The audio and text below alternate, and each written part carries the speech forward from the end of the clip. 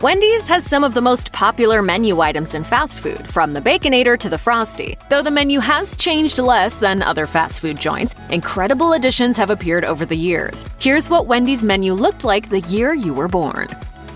Dave Thomas opened the first Wendy's restaurant on November 15, 1969, in Columbus, Ohio. Thomas's goal was to serve fresh, hearty meals in a quick-service setting. The first restaurant's menu had just 5 items: a hamburger, french fries, soft drinks, chili, and the now famous frozen dessert known as the Frosty. Impressively, all of these items have remained on the menu, without interruption, to this day. A year after Thomas founded the first Wendy's, a second location opened also in Columbus. By the late 1970s, the chain was well on its way to becoming a fast food giant, with more than 1,500 restaurants across North America. While hamburgers weren't new by the time Wendy's arrived on the scene, the restaurant's burgers were unique for the square shape of its beef patties. This was not done by accident. Thomas believed that what separated Wendy's from its competitors was the freshness and quality of its ingredients, most notably the beef used for its hamburgers. He insisted the patties be square-shaped so that customers could see the high-quality beef sticking out from the rounded bun. The square shape is also symbolic of Wendy's commitment to not cut corners when it comes to using fresh ingredients.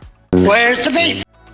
Wendy's commitment to fresh ingredients went beyond the beef it used in burger patties. The restaurant was also well known for the fresh lettuce and tomatoes it put atop its burgers. It was a natural transition to begin serving fresh greens as a standalone meal in 1979. That's when Wendy's became the first fast food restaurant to have a salad bar. The salad bar went against the fast food model, in which restaurants try to get customers in and out as quickly as possible. Instead, this encouraged patrons to take their time serving themselves and dining. Nevertheless, it proved to be a hit with customers. The salad bar remained a popular restaurant feature in Wendy's franchises throughout the 1980s.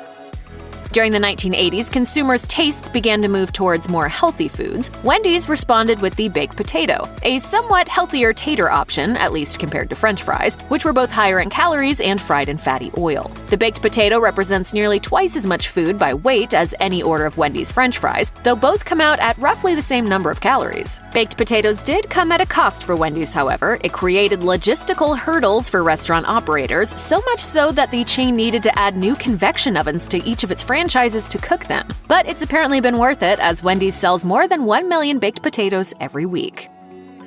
The salad bar proved to be so successful that in 1988, Wendy's upped the ante with its new creation, the Superbar. In addition to the usual salad and fruit station, known as the Garden Spot, the Superbar also offered Mexican and Italian stations, named Mexican Fiesta and Pasta Pasta. This expansion of the salad bar was extremely popular with customers, most likely because of its low price. In fact, its popularity may have actually led to its demise. Keeping a functioning buffet fully stocked and cleaned while also maintaining over-the-counter services was a tall task for many franchisees and employees. Still, the Superbar managed to last about a decade before it disappeared from Wendy's menu.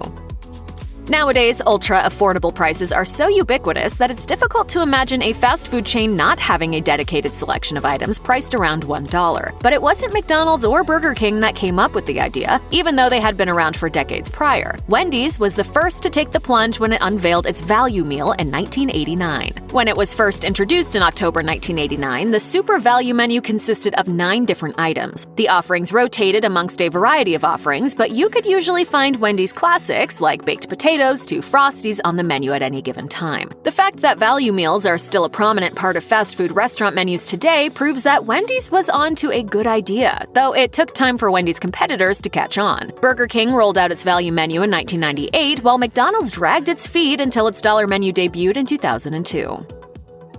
In an attempt to further expand its healthier meal options, the chain debuted a grilled chicken sandwich in the summer of 1990. Although the restaurant already offered other chicken items such as chicken nuggets, the non-breaded, non-fried sandwich presented a new option for increasingly health-conscious consumers. The other notable change in Wendy's food that year was also health-related. Wendy's, along with McDonald's and Burger King, announced that it would change the type of oil used to make its french fries. Instead of frying its potatoes in fatty beef tallow and vegetable oil blends, the restaurant would use 100% corn oil going forward. Wendy's was already using vegetable oil to fry its chicken and fish, but finding oil that could cook french fries and deliver a comparable taste took time.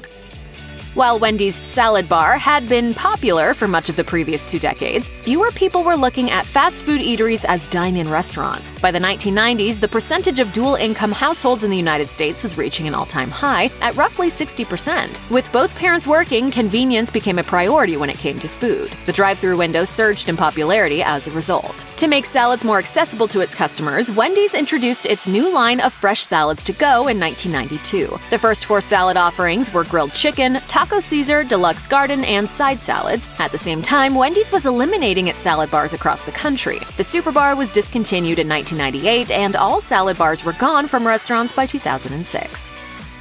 In 1995, just a few years after the debut of the grilled chicken sandwich, the restaurant unveiled its new spicy chicken sandwich, which became a permanent menu item the following year. Wendy's spicy chicken. Yeah, it's different. Because Dave's different. He's a rebel. They zig, he zag. According to Wendy's, the sandwich's signature spice flavor is derived from a blend of black pepper, chili pepper, and mustard seed. Topped with lettuce, tomato, and mayonnaise between a toasted bun, the delectable meal was an immediate hit. The spicy chicken sandwich has remained a staple of the Wendy's menu to this day. While the restaurant has unveiled a number of other chicken sandwiches over the years, it's the spicy version that has long been a bestseller for the restaurant chain. Trying to diversify its non-beef menu, Wendy's rolled out a new line of chicken and vegetarian sandwiches in the late 1990s. The popularity of wraps was booming during this time, so Wendy's developed its own take on the trend with fresh stuffed pitas in 1997. The 4-item line consisted of chicken Caesar, ranch chicken, classic Greek, and garden veggie pitas. All 4 were made to order and wrapped in heated flatbread. The product helped Wendy's attract new customers who normally wouldn't turn to fast food to satisfy their cravings, particularly women who had traditionally opted for low-fat vegetarian options. By November of 1997, Wendy's claimed that pita sales had met or exceeded its own expectations. Nevertheless, the pitas did not make a lasting impression with Wendy's decision-makers. The restaurant chose to remove the fresh stuffed pita line, and the sandwiches haven't been seen since. While Wendy's was a pioneer in many aspects of the fast food world, they were rather late to the game when it came to kids' meals. The restaurant didn't begin offering children's menu options until relatively recently. For comparison, McDonald's had already debuted its famous Happy Meal way back in the 1970s. In the early 2000s, Wendy's added reduced-fat white milk and low-fat chocolate milk to its menu as alternatives to soft drinks. In addition, fresh fruit cups with honeydew melon and cantaloupe chunks were available in lieu of a side of French fries. Although it wasn't the first restaurant with children-specific menu items, Wendy's did break ground in one area related to kids' meals. It was the first fast food restaurant to offer milk in plastic grab-and-go packaging. Just 1 year after unveiling its kids' meal in 2003, Wendy's rolled out new options for its combo meals. The new Wendy's Combo Meal Choices menu allowed customers to order a small chili, baked potato, or 1 of 2 side salads in their combo meal for no extra charge. Previously, combo meals only came with French fries as a side. At the time, the Wendy's menu had 8 combo meals featuring hamburgers, chicken sandwiches, and home-style chicken strips. The new side dish choices created 40 different ways to mix and match a combo meal. Wendy's said this new approach would change the way people think about combo meals. Wendy's delicious fan favorite Frosty, a cross between a milkshake and soft-serve ice cream, is one of the most iconic fast food items ever. Founder Dave Thomas wanted a dessert so thick customers had to eat it with a spoon. Needless to say, he succeeded. The Frosty has been on the menu since day one, dating all the way back to the opening of the first Wendy's restaurant in 1969. But for the first 36 years of its existence, this frozen treat came in just one flavor: chocolate. That all changed in 2006 when Wendy's finally added a vanilla flavor to its Frosty lineup. A vanilla Frosty wasn't the only gift Wendy's gave us that year. The chain also rolled out a brand new line of Frescatas sandwiches. The menu edition was available in 4 varieties: Frescata Club, turkey with basil pesto, black forest ham and Swiss, and roasted turkey with Swiss. Each came with a distinctive sauce and was served on freshly made artisan bread.